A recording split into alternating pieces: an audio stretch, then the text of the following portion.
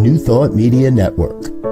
We are a global broadcast network of positive music, media, and entertainment, inspiring humanity's evolution along the journey of enlightenment and creating a world of love, peace, empowerment, and prosperity for all. New Thought Media Network. Positively inspiring.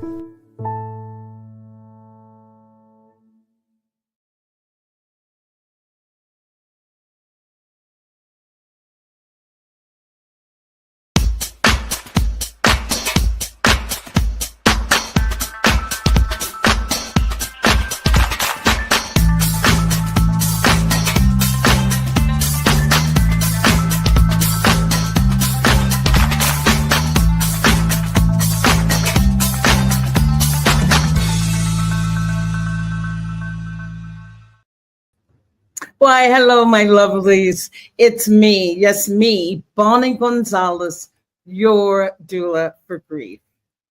Welcome. I thank you. If you're returning, I thank you for coming back. I am so honored to know that we have a relationship, that you're trusting me to come back week after week to hear our topics and themes and have discussions around grief. And if this is your first time, welcome, welcome, welcome. Know that you have today come to the right place to begin your healing from grief, to begin that healing journey. You've come to the right place. And therefore, what I would invite you to do, love for you to do, just sit back. Make this next hour about you and for you. Grab a cup of coffee, cup of tea, if it's wine time, whatever, but make this about you and for you. Drop a comment, leave a question. I'd love to answer any questions that you have. Doesn't matter when you're watching this, because if you leave a comment, I still get it. If you leave a question, I still get the question. So please just feel right at home. And know that if you're in a state of grief, you're welcomed here with open arms. And if you're supporting someone who's going through grief, welcome again. A little bit about me. As I said, I'm Bonnie Gonzalez. That hasn't changed at all. But I am a grief coach. I'm a certified grief educator, religious science practitioner, registered nurse, and a licensed soul collage facilitator. And I am so excited to be on my own personal journey with healing grief. And also, I know that this is my life purpose. It's a passion that I have to bring grief out of the shadows of our lives and bring it right smack into the middle of our lives. Grief is one of life's biggest teachers. Grief is truly, truly a transformative process. And so I want us to be able to talk about it. I want us to be able to share our feelings about grief. I was with a group, Death Cafe, and I know I've talked about Death Cafe a lot here. And if you haven't attended a Death Cafe, I invite you to check it out. It's just about what you feel about what death is. Nobody's there to tell you anything about death. It's a group effort. It's a group conversation about death. And so I just want us to be able I started that because I thought death was the number one topic that we don't discuss in our society.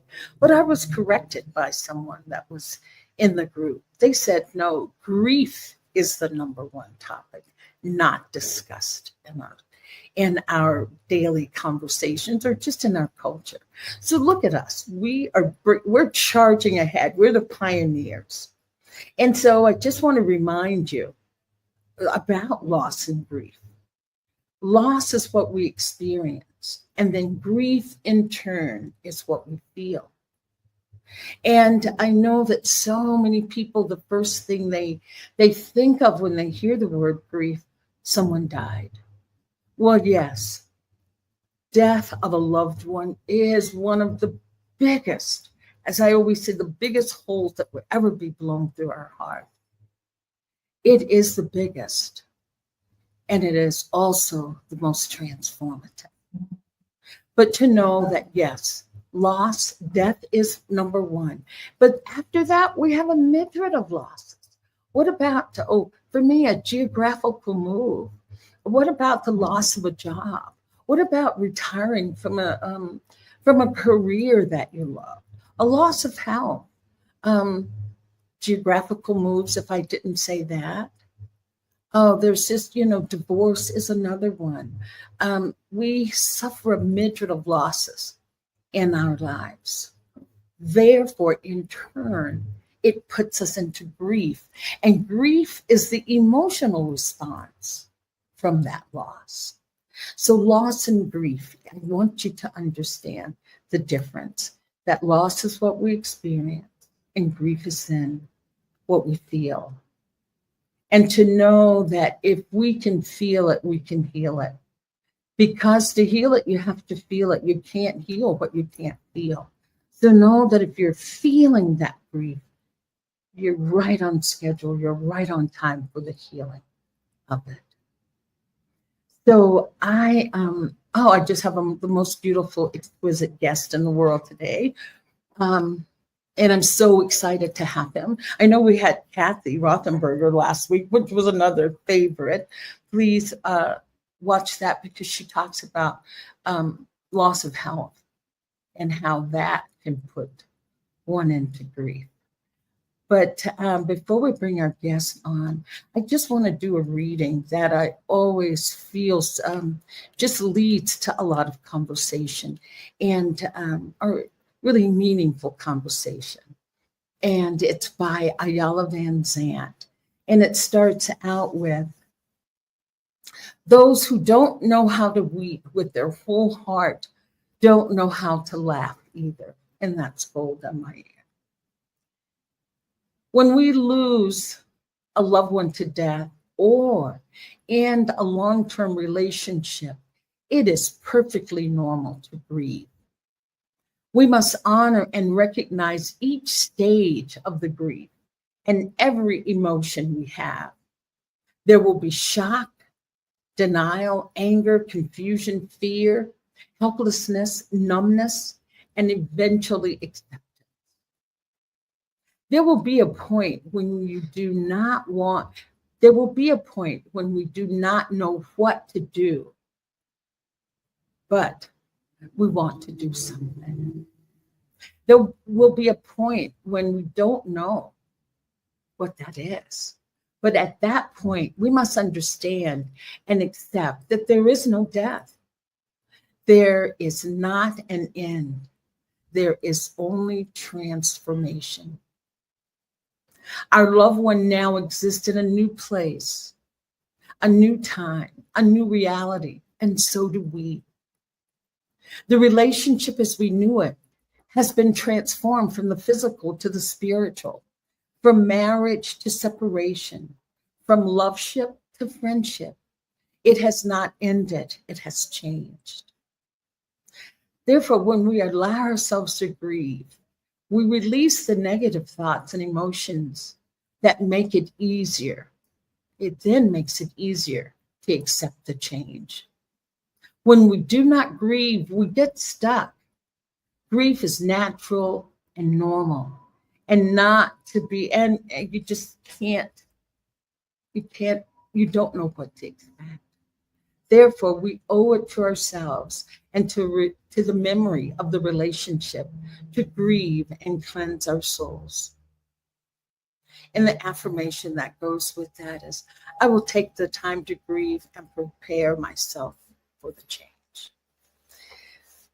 So with that said, that's one I guess is so perfect for today.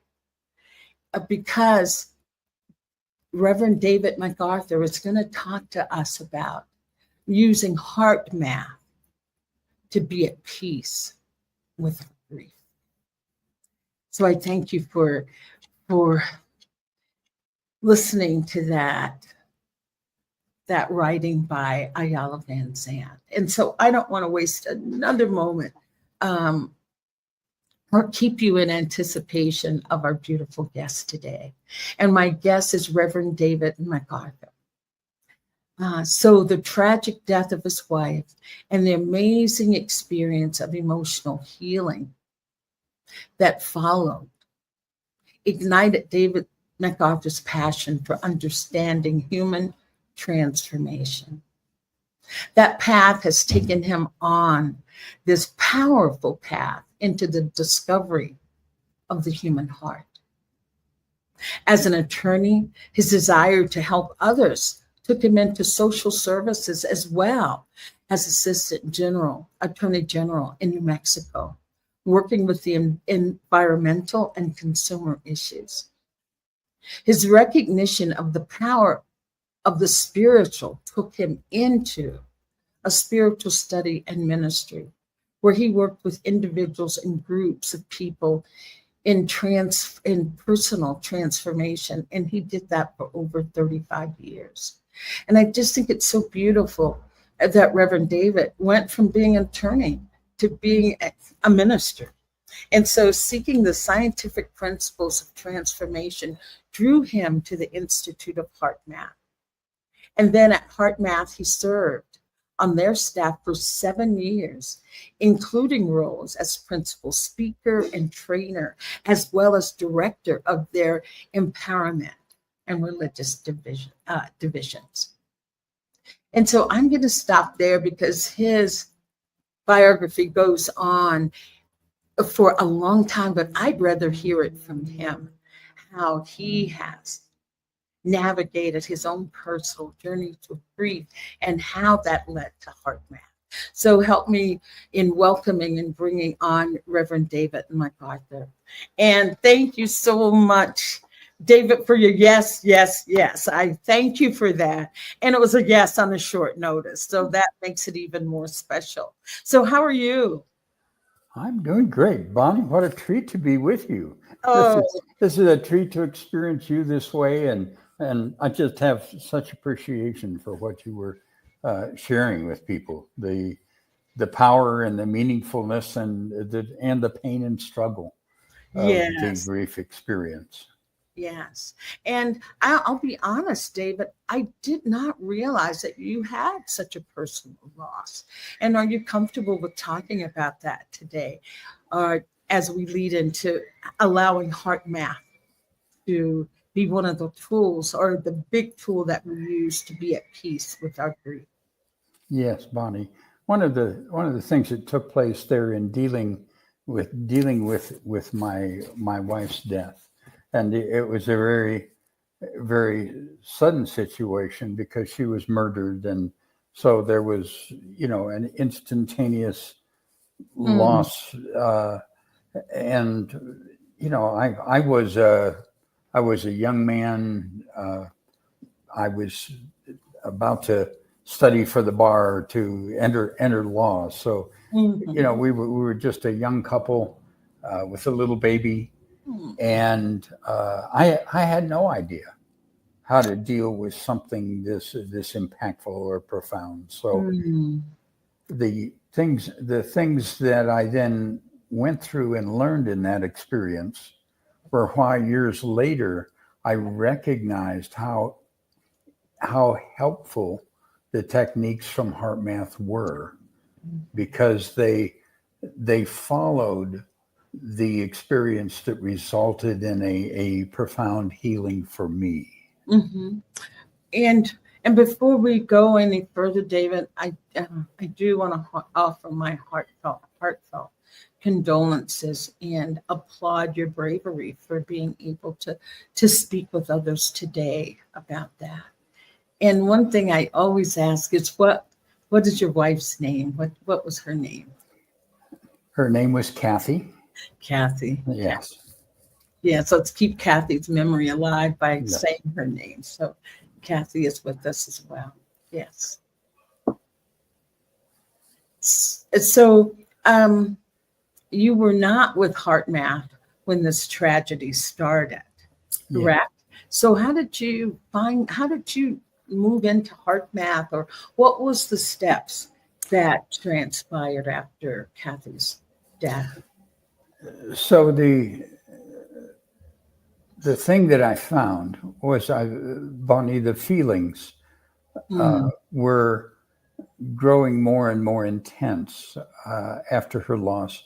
And there were a couple issues for me. mm-hmm. One was our baby daughter was, at the time of her death, was just about to turn 1. Oh, gosh. And I realized that as powerful as my loss was, hers was even greater, because her mother was everything in her world. Mm-hmm. And she had no way of understanding why suddenly her mother wasn't there. Yes. And turning to me, and I had deeply appreciated Kathy's ability to love and care for this little being. It was a delight, but it wasn't something that I had done so much or responded so much that I was any good. And here was this child that needed such love, Mm-hmm. and a father that was caught in my loss, that pain, but also because she was taken from us by another person. Yes. The resentments and the angers that are strong and can just be overwhelming. Mm-hmm. So here was a need of a child and a father who was so engulfed by his own pain that what I recognized is, I'm not able to respond with the love she needs. I see. Yeah. Yeah. Yes, you're in grief. You're Yes. grieving. And part of the awareness is I couldn't be in the pain and grief and feel love at the same time. Mm-hmm. And she needed that. So what I did, which was just my desperation of the moment, was simply to pray, to ask, to say, help. What do I do? You know, Yes. I want to no longer be controlled by these difficult feelings. I want to be there for my daughter. Mm-hmm. And that would, after that really desperate inner plea on my part, in maybe about a week or so, I went through an experience. Mm.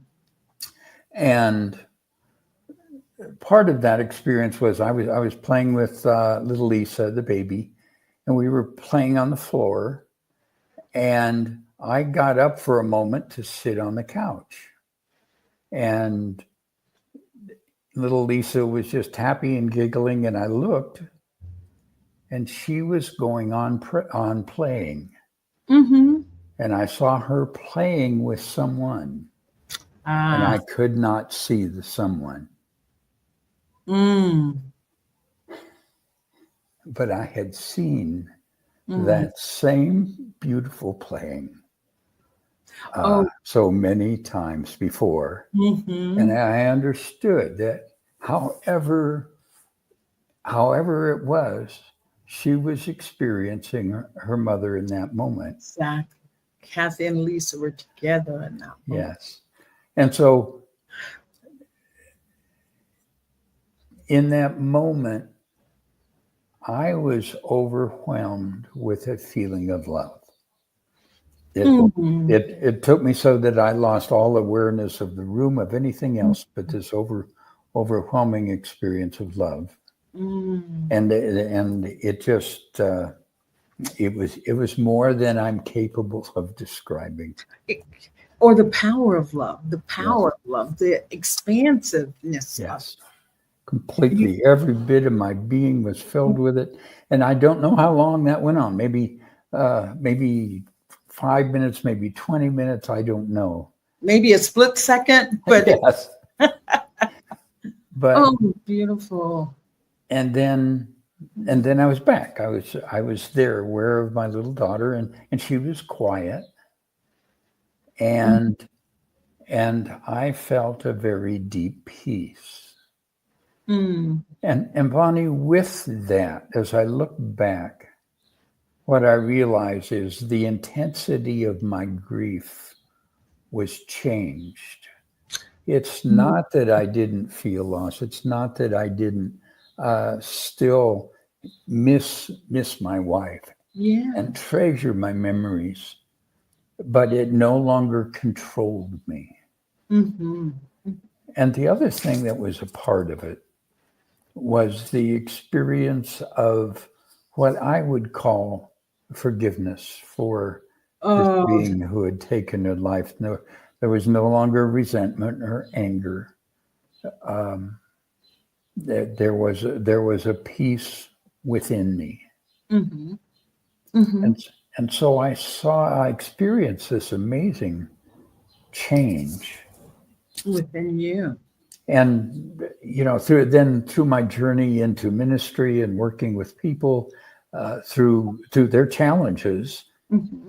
again motivated by the fact that I knew this was real. We could access this. Right. Oh, I see. Okay. Yes. Yes. When I went to the Institute of Heart Math, I looked at their scientific research, and they were working with the heart and feelings within the heart. Mm-hmm. And the changes that they were talking about in people and describing were changes maybe less in intensity to what I experienced, but Mm-hmm. similar in its nature.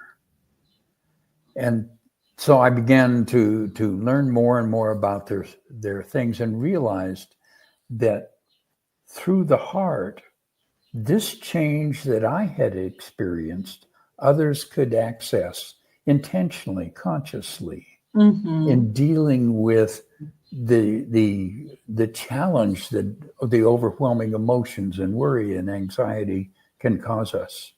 Right. So if I'm hearing you correctly, so what you're saying, that being introduced to heart math and knowing what changes can happen there helps you to understand that people don't have to have that epiphany that you had in that moment with little Lisa playing and Yes. having such joy that they can now use heart math, what you say, Yes. to be able to experience that. Yes. And they can choose that.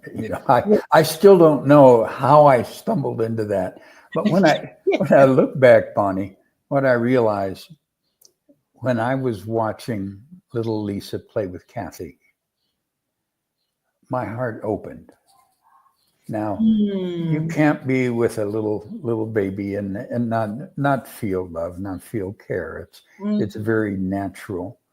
But what I was in need of was something that was very deep. Yeah. And in order for that response to flow into my being, I had to open deeply. Mm-hmm. And that moment was just so beautiful and so precious that my heart opened. That was your opening. And then that beautiful love could fill me and heal part of the pain that I carry. I think of our loss as a wound. Oh, yes. And yes. we need to care for that wound. We need to heal it. Mm-hmm. And so I just got major medicine that day. Oh, major medicine.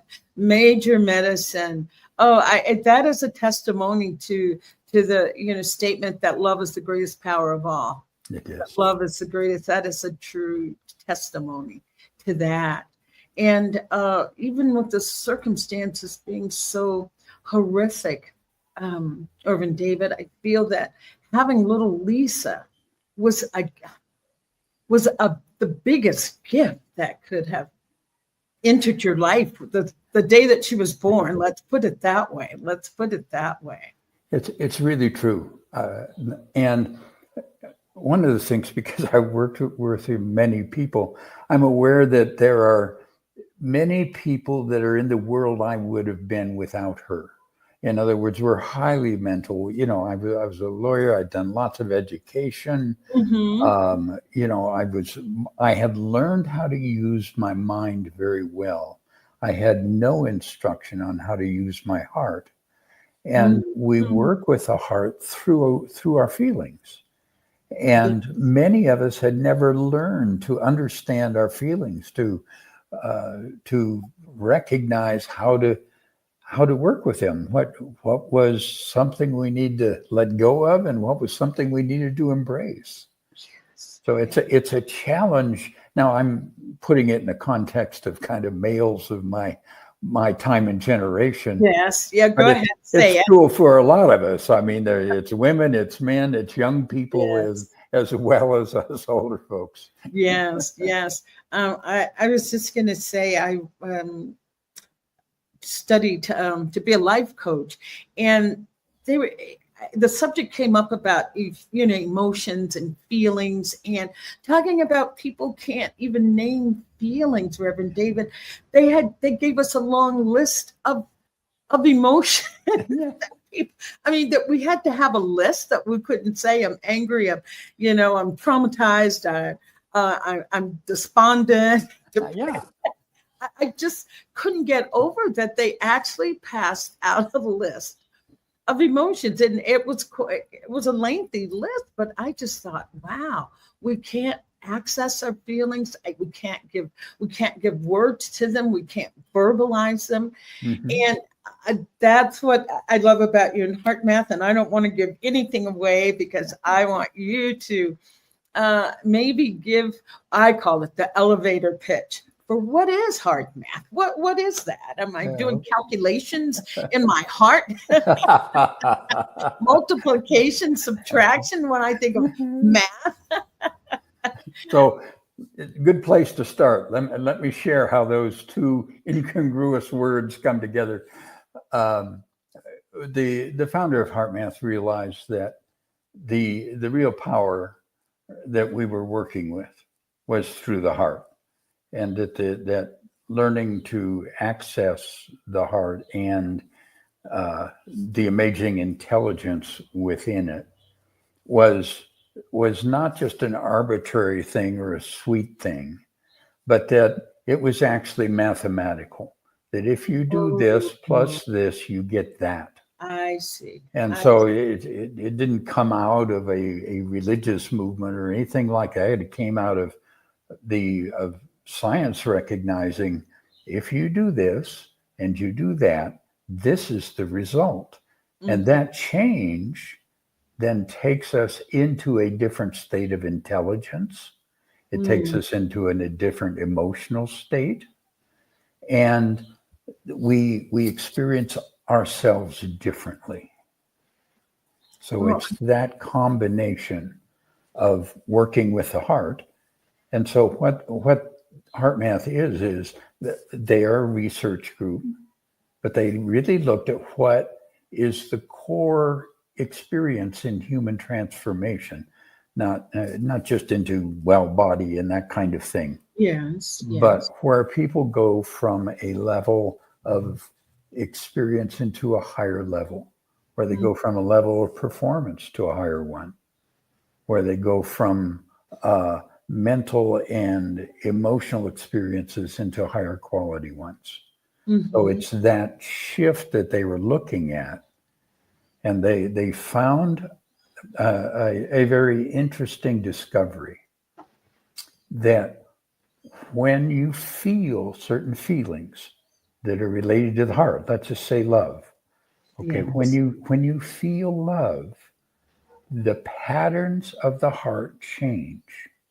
Now, these core patterns are called heart rate variability. It's the speeding up and slowing down of the heart. But when you feel love or appreciation, kindness, the patterns change, and that is such a profound change that it impacts and changes the way the brain is processing and thinking. It also impacts the part of the brain that controls your emotions. So that our reactive experiences change, and we become emotionally balanced. Right. Our confusion and controlled thoughts change, So and we're able to, the yeah, amygdala the is amygdala is, yeah, that's the part that change. connects us to So emotion. emotional memories. Yes. Yeah. Yes. And that when this ordered pattern hits the amygdala brings us into emotional balance. Wow. Wow. All I'm saying is wow, because now I get the connection, the hippocampus that gets affected when in grief, the amygdala that gets affected when you're in grief. So I don't want to get ahead of myself. And I do know a little bit about heart math. I've been in your company for the last 2 weeks, and suddenly I'm a new devotee of Greg Braden, who talks about heart math. So I would like for you maybe to explain the steps that it's pretty easy, quote unquote, easy to get to that state of coherence. And I'll let you speak to that. Okay. And let's focus it upon what somebody might experience who's in the feelings of grief. Sometimes they can just be overwhelming, or they're impairing how you want to respond to somebody. You're in a world that's not ready to respond to your grief needs. That you're in a world where you need to show up, and yet here are these feelings that are controlling our experience and making it difficult. So what happens is we use the power of our attention and move it away from what's going on, both the emotional and mental process, and just for a moment focus it on the heart. So we bring it into our control. We focus it on the heart, perhaps simply by imagine breathing through the heart. Mm-hmm.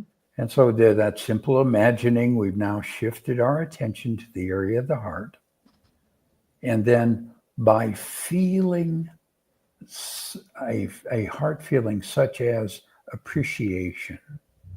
Okay, it's an easy feeling to get to, but feeling it sincerely will bring about that change within the heart, which changes the brain and the emotions. And so we're no longer controlled by the feeling. Now, it's different to have a feeling, being aware of it, than to be controlled by it. Control in having your behavior, acting out of that. Yes. Emotional state. Yeah. And so then we have the capacity to respond to something before us. But, and I think one of the things that helped me in the years through Kathy's death and my grief was that I would intentionally go to appreciation. I see. That, yes, I had lost that experience, but I was so grateful I had the experience, and I could think of moments together, and again, not going through the head saying, but then this happened, what about this? And, that stuff, but simply going, that was a beautiful moment. That's a beautiful feeling. And I could enjoy that we had that together. And so it's as though the grief and feelings and the appreciation were side by side, and they were okay with each other. I didn't need, I wasn't controlled by the grief. The feelings were just, they were beautiful.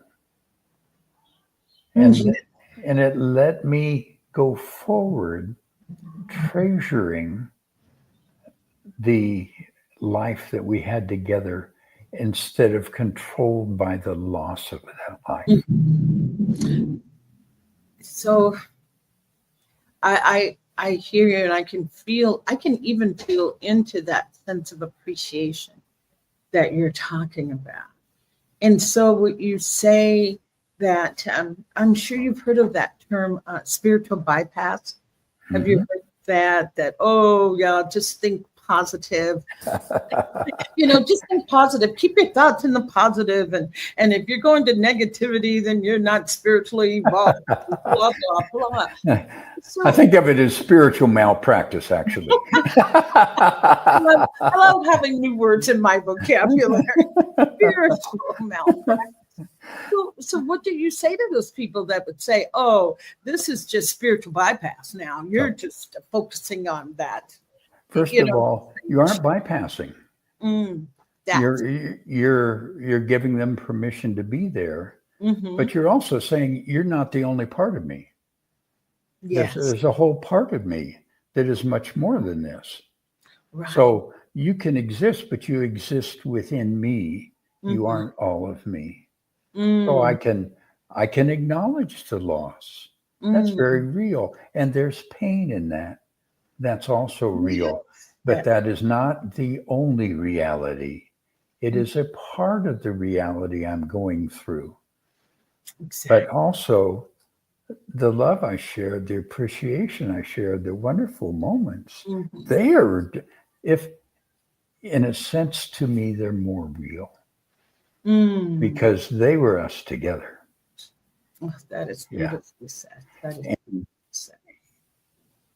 And what I found is that over years, it has let my relationship with Kathy grow into a treasuring of each other. I still sense her wonderful presence, occasionally touching my life or our daughters. But when it is, it brings that gratitude now into its fullness rather than loss. It amplifies that gratitude even more. The gratitude gets super amplified. Yes. And that's what I was going to say about the beauty of the exercises that you took us through the last couple of weeks, that spiritual bypass or spiritual malpractice is not happening because you're starting out with the situation of what it is that you're feeling, be it extreme anxiety, anger. You're really allowing that to have its moment. I'll call it its moment in the sun. Yes. Yes. That I'm holding it. So, part of what the heart does, it's an integrator of our whole system. And so it doesn't reject these feelings. They are a part of us. But it lets us integrate all of who we are, the wisdom, the power, the clarity, the maturity, the healer. All of this can come together and be with that hurt and that pain, not rejecting it, but also responding to it with a vibration that is whole and loving and strong. That is beautiful. That is beautifully said. I had a coach when I was in my training that would say that whatever we're feeling, that's not the sum total of who we are. It's like a part of me is really angry right now, or a part of me. But I was going to say, now that I'm saying that, I'm feeling somewhat of a difference. Like I can say, yes, a part of me is really angry. A part of me is very nervous. But then when I think about the love, it's like love feels like it's the it supersedes it all. Yes. Oh, yes, I am the embodiment of love with, I guess, with parts that could be angry or parts that could be nervous. That for me, I'll keep it in my eye. For me, love is the thing that supersedes. And I feel that way when you talk about gratitude, that your gratitude is just as expansive as love. And so that's what I did want to say about that. The spiritual bypass or heart math. It feels like with heart math, you're given permission to feel whatever it is. And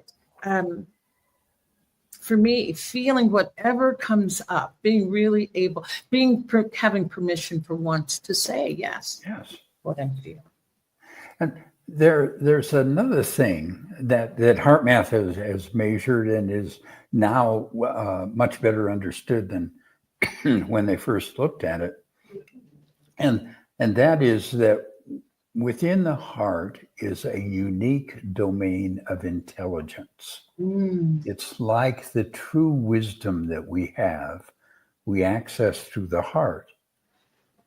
When we're going through grief, we make that connection with the heart. The result is that we are wisely guided in the experience of our grief, not denied the experience, but wisely guided in our relationship to it. It's like there's a sacred process in the experience of the grief, but there's also that wisdom that says, okay, yes, this is a time to let yourself deepen in the loss or the pain. And okay, now now you're going in self-indulgent, pick yourself up and let's go forward for a while. Okay. Right. You're in loss, but wow, look at what you had and look at what's around you.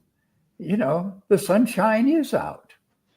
There are wonderful people in your life. So it brings us into wholeness. It brings us into balance, not excluding, but including all of us. Okay. And that's the heart's wisdom. The wisdom versus, is it wisdom versus knowledge of the heart? There's a difference. So I tend to identify my knowledge as head. Yes. The wisdom's different. It brings things towards a wholeness.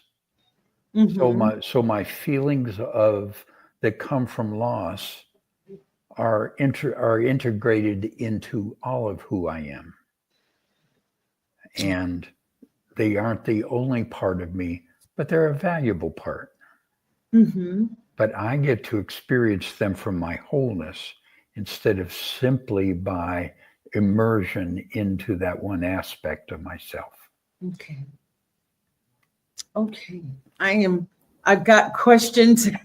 I've got questions, and I'm trying not to be too scientific or anything like that. Just that I'm a nurse, and I'm a nurse, and it's like, okay, I'm being told that our heart has these neural pathways, even more intensified than our brain. And the idea is that if we can feel into our heart, and as you said, not coming from those negative, I'll say negative emotions. Sure. Negative emotional states, shifting the heart. So then the heart and brain are in coherence. Can you talk about that? Because, and here I'll state why I'm asking that, because I talk a lot about when people are in grief, especially those initial states of grief, that 10% of your brain is truly occupied trying to make sense of this, trying to, put our ducks in a row. How's life changed? Just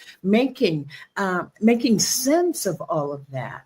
And that's, they said that the hippocampus starts to excrete more cortisol, and then the amygdala is like all out of whack, and you can't sleep, and your emotions are all over the place. So I just wanted to ask you to speak to that heart and brain connection. Okay, couple things there. One is I talked about that change, how the heart shifts to an ordered, what we would call coherent pattern. Yes. And that coherent pattern then impacts and changes the brain. Part of what happens is in that when the stimulus, the challenges before us become too much, is the emotional patterns that are triggered through the amygdala, then it gets to be like a cycle that just builds. And we end up feeling overwhelmed because the coherence affects the thalamus, which passes the information over the cortex so we can think about something. Right. That moves from a disordered to an ordered pattern so that we actually get clearer thinking. If you will, you get smarter when you've activated your heart. And because it affects the amygdala, the emotional processor, then we aren't feeding it the protective extreme emotions, the fight flight stuff. And the result is that within the body, the producing of cortisol and adrenaline changes. So the body has entered a different state. And so important for somebody who's dealing with these strong feelings of grief is that in that other state, it's hard to make a wise decision. Yes, it's so, everything's so chaotic. Yeah. So chaotic that people talk about brain fog and not being able to think. Yes. And this brings like a higher order of functioning to your brain, to the emotions. But then it also, when this is open, we are more in touch with our own wisdom, with the deeper levels of wisdom within us. So we respond. Part of the nature of that, the intelligence, what's called heart intelligence, part of the nature of that is that it sees things more holistically. It grasps, for instance, the different parts of our lives and how they're affected. It has a deeper quality of understanding. So our body has changed now. And so we are in a completely different relationship to those issues than we were a moment before. Okay. I'm loving what you're saying. And unfortunately, our time is not as long as I would like to have. I just want you to maybe leave us with how to get to that state, that heart coherent state. And then how often you should do this and how long does it last? Good. How to get there, how often, how long does it last? I love it. It's practical. It's what we're here for. What makes a difference is for those of you listening. So what can you do to take care of yourself right now? That's exactly it. So the method, the step is quite simple.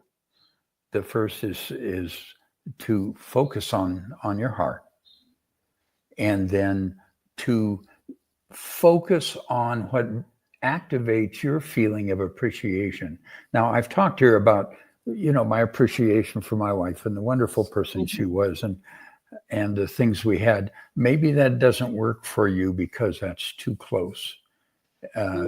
Okay. But then appreciate your friends. And, there's flowers, there's trees, there's sunshine. There are simple things in our lives that we can feel, and let yourself feel that.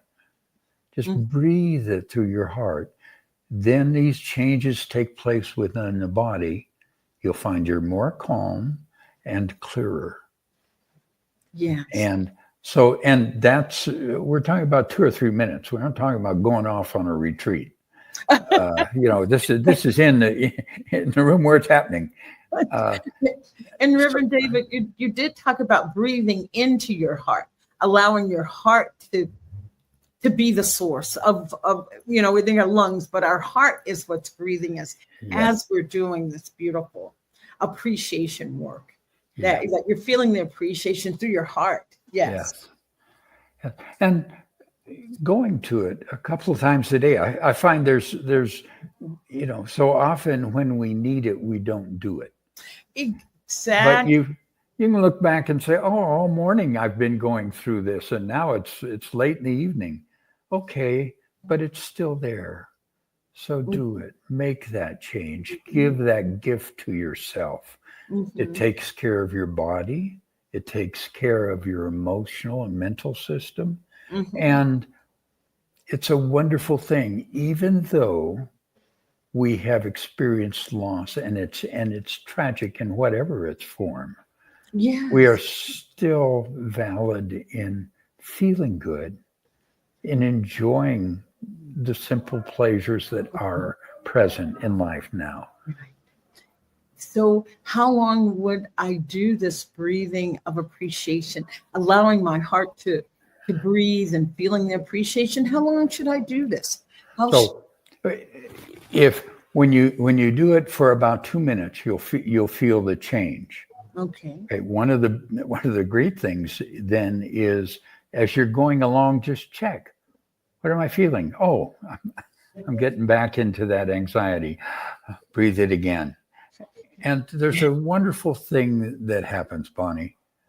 You'll find that suddenly you begin to notice the beauty that's around you a whole lot more Mm. and appreciate the friends who've reached out and touched you and the good things in your life. They become more and more aware. So just returning, Mhm. you know, Mhm. what am I feeling?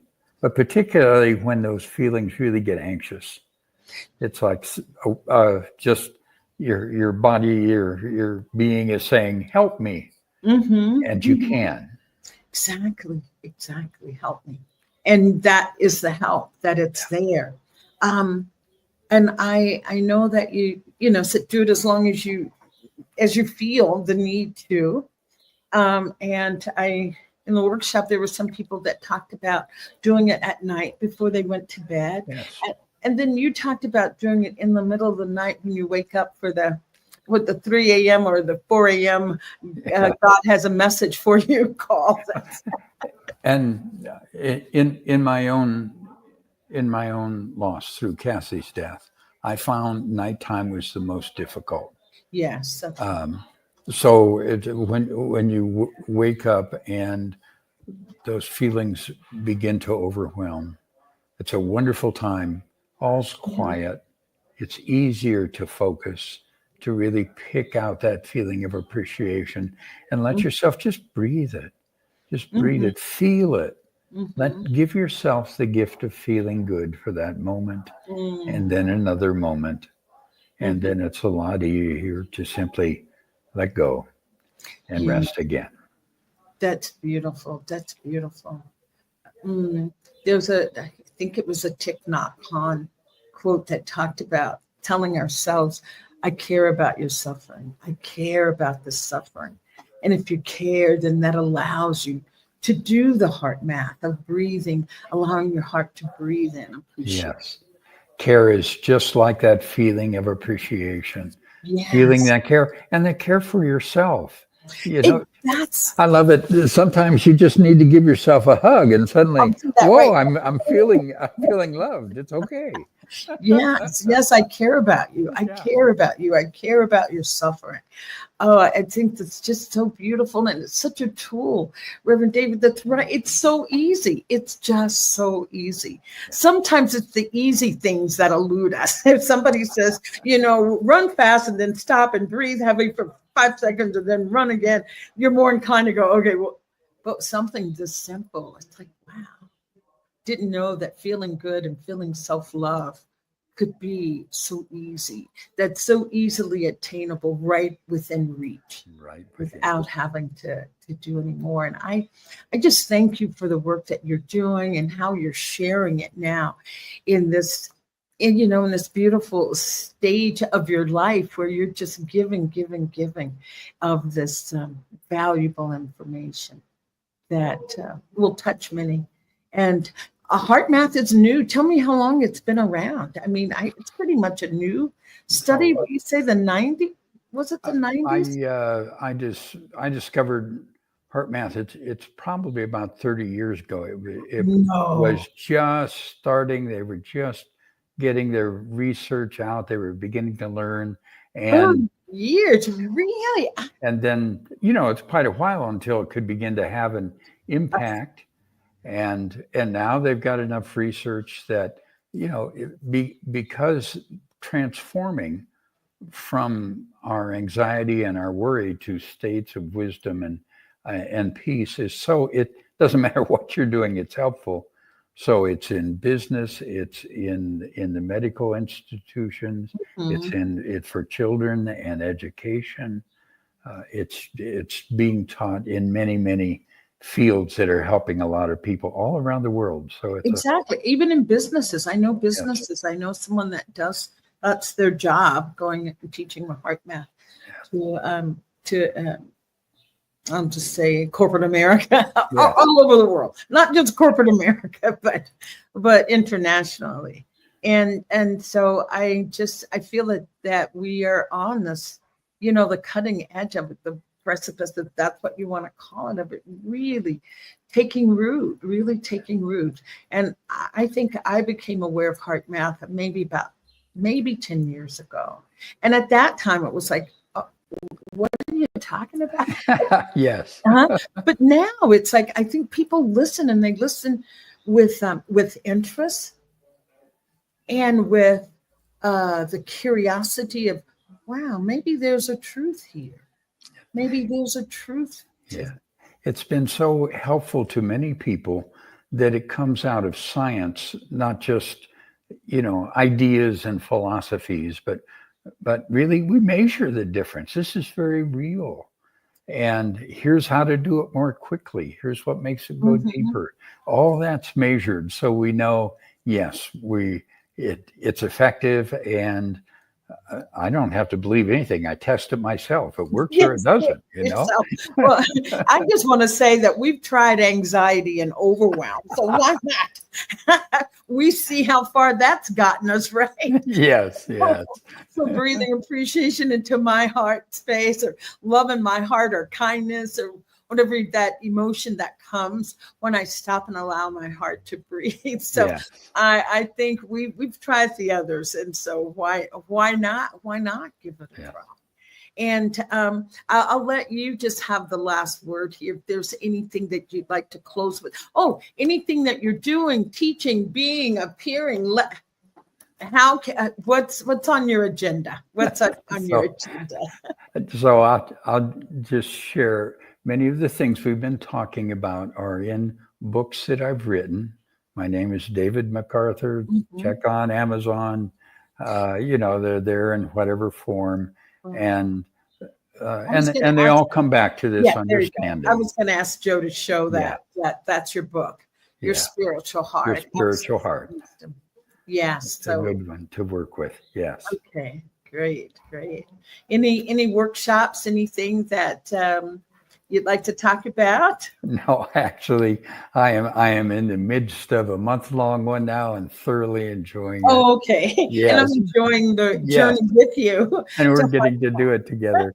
And just remembering when it gets difficult, that you have the power to change it, that you can do that. And it's there. It's right there in your heart. So, I know people who would connect with your podcast can be in some very difficult places. Yes. And this is simply a loving, kind way to care for yourself. It's simple, and you can do it. Great. Thank you. And Joe, if you put up Reverend David's contact information again, please reach out. Please buy the book.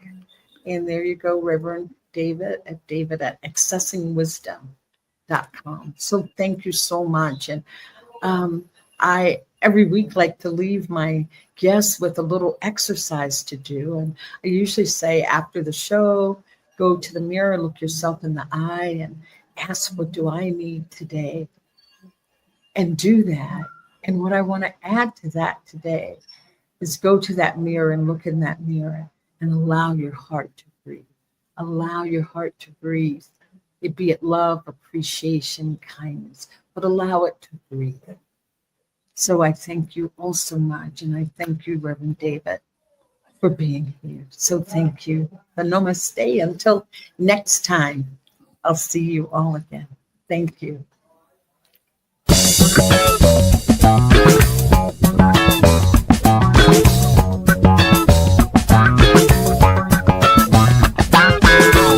Network.